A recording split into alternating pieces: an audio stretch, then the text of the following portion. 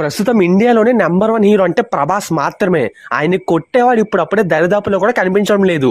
ఆయనకి మన తెలుగులో మాత్రమే కాదు, అసలు ఇండియాలో పోటీనే లేదు. ఇంకా మన తెలుగు వరకు వచ్చేసరికి అల్లు అర్జున్ నెక్స్ట్ ప్లేస్ లో ఉంటాడు. అల్లు అర్జున్ తర్వాత మహేష్ బాబు అని చెప్పొచ్చు. మహేష్ బాబుకి పెద్ద మార్కెట్ లేదు, తెలుగు సినిమాలో చేస్తాడు అనుకుంటున్నాం కానీ ఆయన్ని ఇష్టపడి చూసే వాళ్ళు వేరే భాషలో కూడా చాలా మంది ఉన్నారు. సరైన పాన్ ఇండియా సినిమా పడాలే కానీ ఆయన రికార్డ్స్ మాత్రం నెక్స్ట్ లెవెల్ ఉంటాయి. రాజమౌళి సినిమాతో ఆయన ఏదో ప్రూవ్ చేసుకుంటారు, అందులో డౌటే లేదు. ఇంకా దీని తర్వాత నెక్స్ట్ టాప్ హీరోస్ లో రామ్ చరణ్ అలాగే ఎన్టీఆర్ ఉంటారు.